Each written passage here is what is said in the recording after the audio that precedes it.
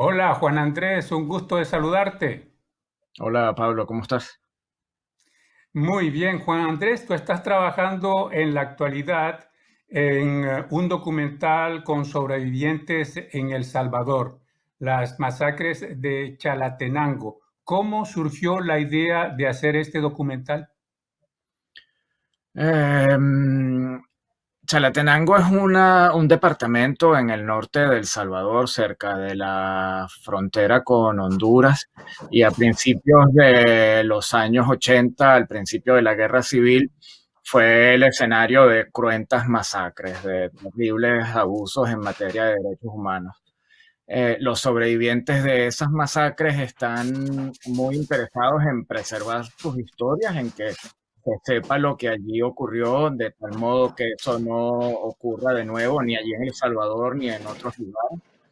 Entonces viajé por primera vez a El Salvador en el año 2017, junto a un grupo de investigadores que está apoyando los esfuerzos de estas comunidades para preservar su memoria histórica. Ellos estaban buscando apoyo para el registro audiovisual de sus historias, y desde ese momento comencé a trabajar con ellos es un trabajo de colaboración donde estoy contribuyendo en en la preservación, en el registro de lo que ellos vieron y de lo que ellos vivieron. De la memoria histórica. Sí. Y entonces, ¿cuándo sucedieron como tal las masacres, Juan Andrés? La masacre del Zumpul, que es la más grande de las masacres que allí ocurrió, tuvo lugar el 14 de mayo de 1980. En ese primer viaje que hice a El Salvador, tuve la oportunidad, junto con sobrevivientes, de ir al lugar donde ocurrió la masacre. Es un sitio que se llama Las Aradas, que es a la orilla del río Zumpul, que separa El Salvador de Honduras. Allí tuvo lugar la masacre el 14 de mayo de 1980.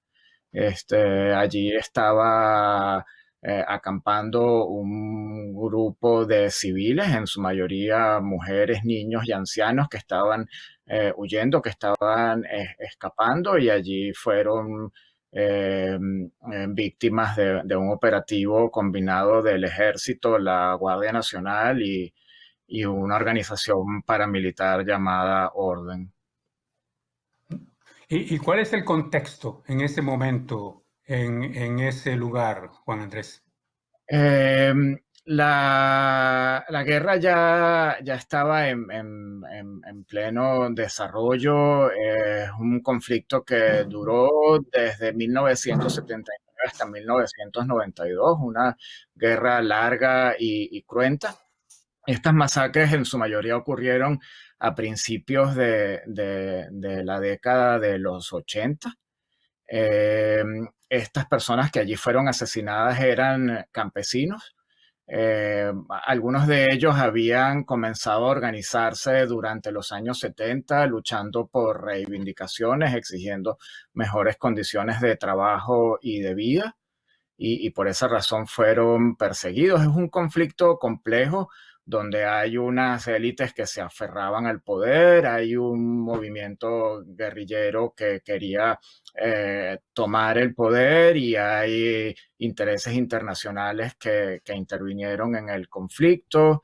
Se dice que la guerra en Centroamérica es el último episodio de la Guerra Fría.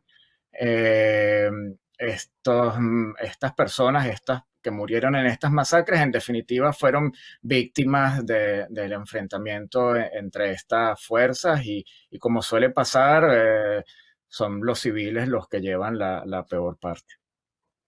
Entonces, ¿qué pasó? ¿Se encontraron ellos entre dos fuegos? O sea, ¿quiénes le dispararon? ¿El Y, ejército o los rebeldes?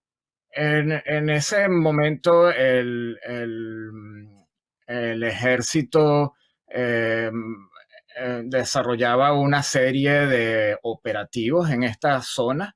Las personas, a consecuencia de estos operativos, tenían que dejar sus casas, tenían que dejar sus pueblos, sus comunidades, y esconderse para no morir. Había una política de tierra arrasada donde no solamente se perseguía a estos campesinos, sino que también se destruían sus cultivos de tal manera que su subsistencia fuera amenazada. Estas personas huían, se escondían en los campos, se escondían en las montañas, y este grupo en concreto que estaba en las aradas estaba a orillas del río Zumpul porque había la idea de que cruzando el Zumpul hacia el otro lado, donde está Honduras, podían salvar sus vidas.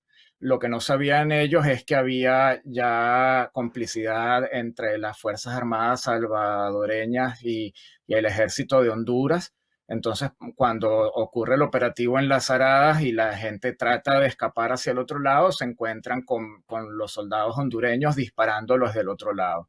Las historias son terribles porque mayo es la época de lluvias en El Salvador y la noche anterior había llovido torrencialmente. Entonces el río estaba crecido y cuando la gente trataba de escapar, muchos fueron arrastrados por la corriente. Estamos hablando de madres o padres cargando a sus hijos y viendo cómo sus hijos caían al agua y se los llevaba la corriente. Estamos hablando de gente que, que no pudo llegar al otro lado y hay gente que cuando llegó los recibieron con disparos. Es un episodio muy, muy triste de la historia, no solo de El Salvador, sino de América Latina en general, entre otras cosas porque en su momento esto no se supo y siguieron pasando cosas parecidas. El objetivo de estos operativos, aparte de sembrar el terror entre estas personas, era también que esto sirviera como un mecanismo para sembrar temor y que la gente no apoyara los movimientos que estaban en ese momento luchando por reivindicaciones y por transformaciones políticas y sociales. Juan Andrés, entonces, en ese contexto, lo que yo entiendo es que el ejército salvadoreño daba por contado de que el pueblo estaba trabajando con la guerrilla, igualmente de parte de los hondureños. Es un tema complejo porque es importante. Esto está en el informe de la Comisión de la Verdad que investigó estos hechos al final de la guerra, y ese informe está publicado, está disponible online para quien lo quiera revisar. Se llama De la locura a la esperanza y es el informe de la Comisión de la Verdad con participación de las Naciones Unidas y organismos internacionales, y se responsabiliza al Estado por alrededor de un 85% del total de abusos que se cometieron en esos años. Y en buena medida estos abusos fueron en contra de población civil que es cierto que algunos de ellos estaban organizados para trabajar en pro de sus comunidades, pero no necesariamente organizarse formando un sindicato de campesinos, por ejemplo, quiere decir que estas personas estaban luchando con armas. Eso es importante que se sepa y que se diga, porque las personas que estaban en las aradas eran eso, pues eran mujeres, eran niños, eran ancianos, no eran combatientes, no eran guerrilleros, es gente simplemente que le tocó estar allí en un momento histórico muy, muy complejo. Algunos de ellos más tarde sí se incorporaron a la lucha armada, pero lo hicieron un poco en consecuencia de esos mismos atropellos de los que fueron víctimas por parte del Estado. Este, pero digamos, las personas que estaban allí no era un ejército guerrillero, no eran combatientes, eran civiles desarmados. Y ese fue, Juan Andrés, ese fue el comienzo de la migración salvadoreña hacia Canadá en ese momento. Es un evento que tuvo una incidencia importante porque a raíz de la masacre del Zumpul y de otras masacres que ocurrieron en esos años, mucha gente se refugió en Honduras. Pasado este operativo, sí, muchas personas lograron cruzar así como el ejército de Honduras apoyó este operativo o participó de este operativo, hay muchísimas comunidades en Honduras que recibieron a los salvadoreños y les dieron protección.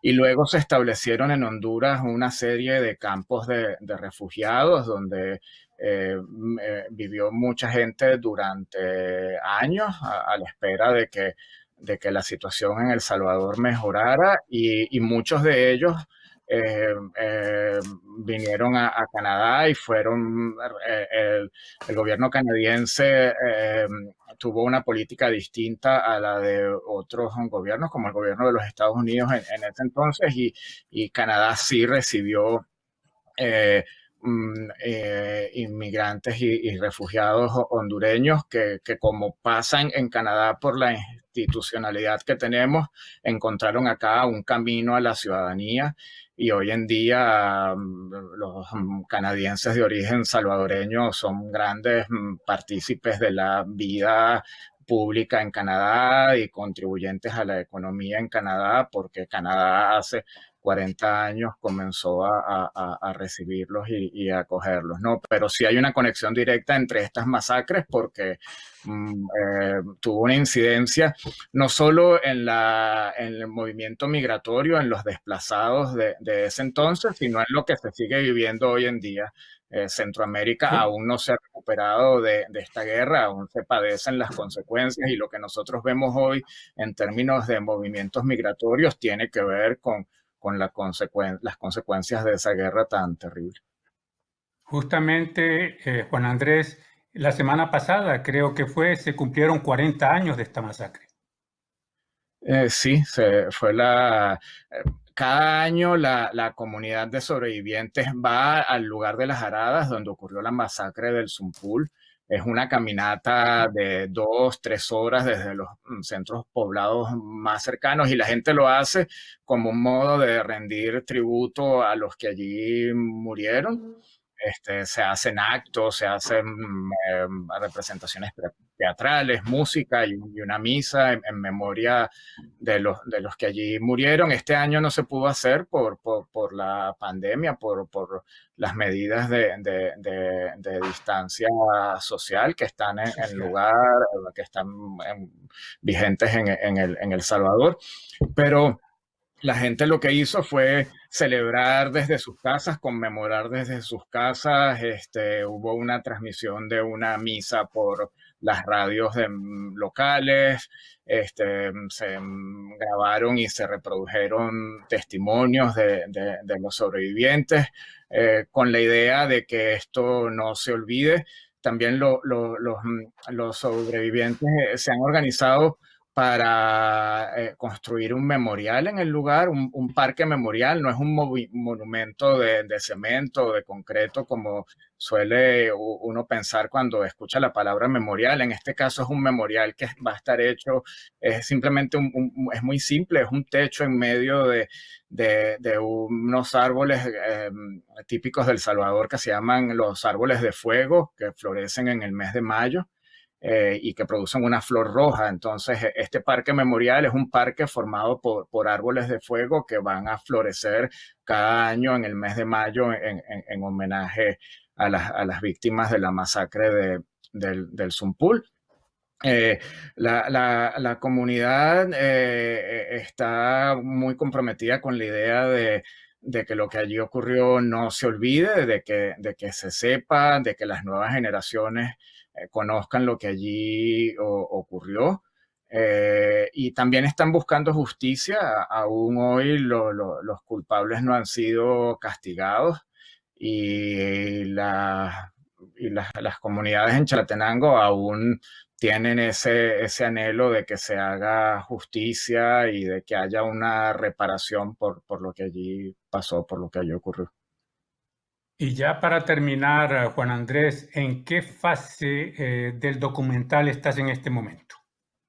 El documental en el que estoy trabajando, el proyecto está apoyado por el Canada Council for the Arts. y por el London Arts Council, el Consejo de las Artes de Canadá y el Consejo de las Artes de London, Ontario, que es la ciudad donde yo vivo.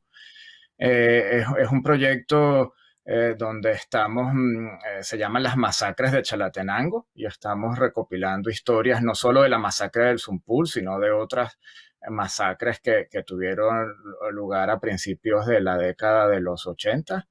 El proyecto está bastante avanzado. Íbamos ahora a viajar en mayo y no se pudo, lamentablemente. Pero bueno, cuando se pueda, la idea es volver, y mientras tanto estamos trabajando en la edición. Es un proyecto a largo plazo donde la idea es no solamente registrar las historias de estas personas, sino también registrar los lugares donde estas masacres ocurrieron. Y es interesante porque es en medio del campo, es en medio de las montañas, y los mismos lugares donde ocurrieron estos hechos tan terribles son lugares hermosos donde los salvadoreños aún hoy hacen vida, son los lugares donde a los que ellos sienten que pertenecen, y ahorita están muy comprometidos, por ejemplo, en la preservación ambiental de la región. Es una consecuencia interesante de lo que esta gente vivió. Ellos tuvieron que organizarse para sobrevivir, y esas mismas capacidades de organización que desarrollaron en la lucha por la supervivencia ahora las ponen en práctica para trabajar por sus comunidades, para que en sus comunidades no entren las pandillas o la violencia que es característica de ciudades grandes en El Salvador. Y también están muy comprometidos en la lucha por la preservación del derecho al agua, por ejemplo, o en la lucha antiminería para que no se establezcan compañías mineras en la región. Y bueno, y luchan constantemente bueno, proveer de una mejor educación a sus hijos. Bueno, que es lo que un poco queremos hacer todos en todas partes. Y nada, para mí ha sido una gran experiencia trabajar con ellos, y espero poder retomar el trabajo pronto. Juan Andrés Bello, muchísimas gracias por esta entrevista a Radio Canadá Internacional. Muchas gracias a ustedes por el interés en este trabajo.